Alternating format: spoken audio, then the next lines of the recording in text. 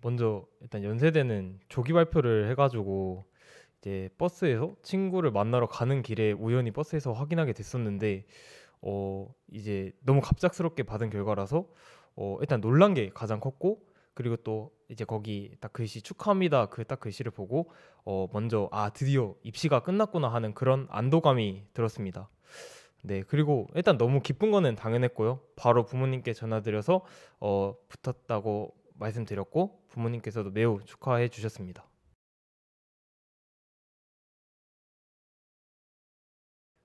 네, 저는 기숙학원에서 이제 재수를 했기 때문에 아무래도 그 안에 갇혀서 생활하는 게 가장 힘들었었는데요.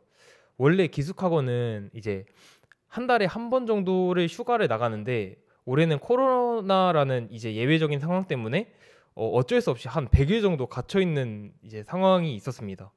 그때 이제 막 공부를 하다가 슬럼프가 오거나 힘든 상황이 왔을 때 잠깐 쉬어갈 타이밍이 있어야 됐는데, 이제 그 안에 있으면 뭔가 이렇게 할 것도 없고 편하게 쉴 수도 없기 때문에 저는 그때가 가장 힘들었던 기억으로 남습니다.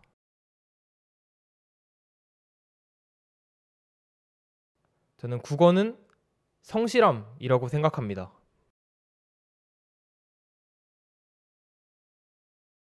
어, 먼저 화작은 편한 마음으로 이제 뭐 편한 자세로 풀면은 저는 거의 틀리는 친구는 없을 거라고 봅니다. 하지만 화작의 가장 큰 특징은 수능 시작과 동시에 마주한다는 건데, 저는 그렇기 때문에 혼자서 화작을 공부할 때 너무 편한 마음으로 이렇게 풀기보다는 시간도 저 스스로에게 압박을 많이 가했고, 그리고 마음가짐도 너무 편안하게 쉽게 풀기보다는 내가 이거 풀다가 만약에 당황했을 때 뭔가 습관적으로 이런 스킬적인 부분들이 툭툭 튀어나와야 되겠다 이렇게 생각했기 때문에 스킬적인 부분을 체화시키는 데 가장 중점을 두면서 공부했었습니다. 네, 문법은 일단 암기가 저는 가장 중요하다고 생각합니다.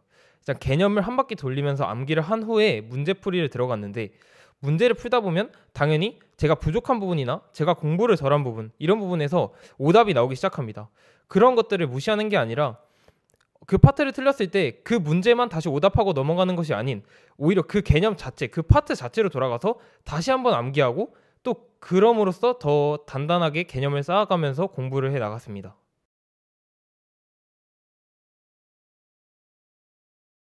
국어에서 가장 어려웠던 것이 문학이었습니다.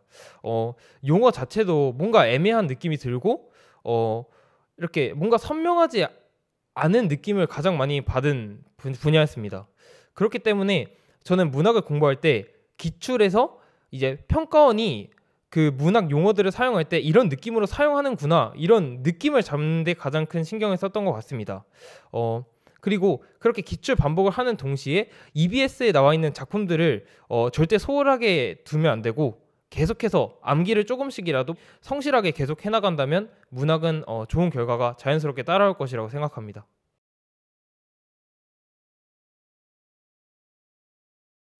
많은 친구들이 가장 어려워하는 파트가 비문학이라고 생각합니다.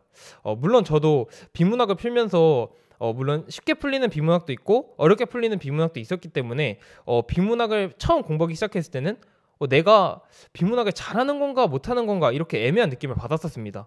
제가 아까 말했듯이 국어가 성실함이라고 했던 이유는 비문학을 저는 매일매일 풀면서 제가 난 이 부분을 잘하네 라는 장점에 집중한 게 아니라 매일매일 제 단점을 찾기 위해 노력했습니다.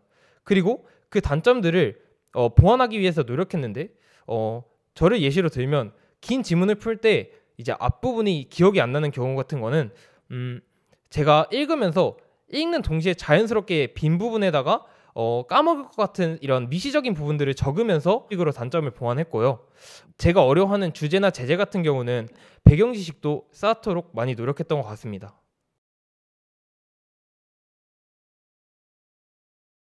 현역 때 잘한다고 이렇게 자만했던 시절이 있었습니다.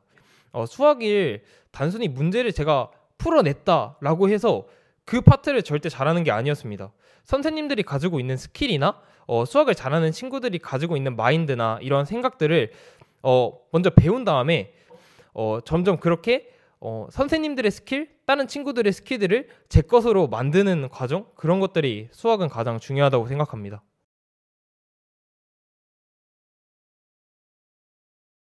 저는 강남대성학원의 이제 은종찬 선생님이랑 이제 하성철 선생님 이 두 분의 도움을 많이 받은 것 같습니다.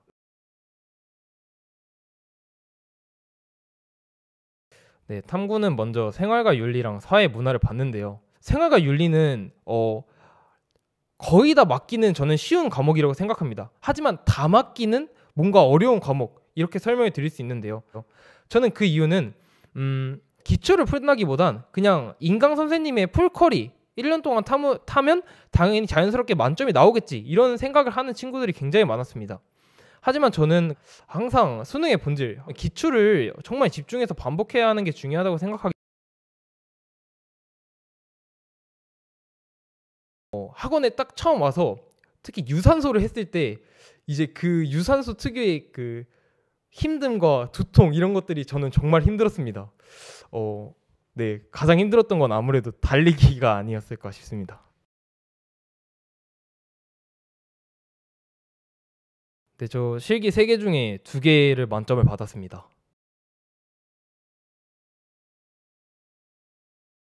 이제 다른 학원들과 체대가자의 가장 큰 차이라고 한다면 저는 컨디셔닝에 있는 것 같습니다. 저는 체대가자 학원의 이런 컨디셔닝 시스템만큼은 다른 학원은 솔직히 말하면 절대 따라올 수가 없다고 생각합니다.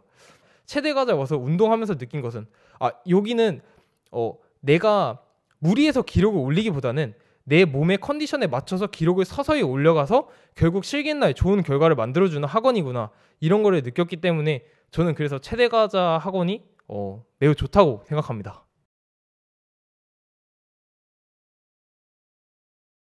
네, 연세대학교 같은 경우는 아무래도 스카이이기 때문에 운동 당연히 중요하지만 공부가 저는 일단 중요하다고 생각합니다. 성적을 만들어서 연세대학교 지원할 수 있는 성적을 먼저 만들어둔 다음에 그 다음에 실기를 함으로써 연세대학교 합격증에 더 가까워질 수 있는 것 같습니다. 공부를 하다가 나는 체대를 가고 싶은데 왜 이렇게까지 공부를 해야 되는 거지? 이런 생각이 들 때 미래에 연세대학교에 붙은 자신의 모습을 그려가며 당장은 힘들더라도 공부를 열심히 먼저 해주었으면 좋겠습니다. 현재의 최선을 다해주시면 좋을 것 같고 그렇게 하다 보면 결국 연세대학교에 합격한 자신을 볼 수 있을 것 같습니다. 다들 열심히 해서 좋은 결과 얻으셨으면 좋겠습니다. 체대가자 화이팅!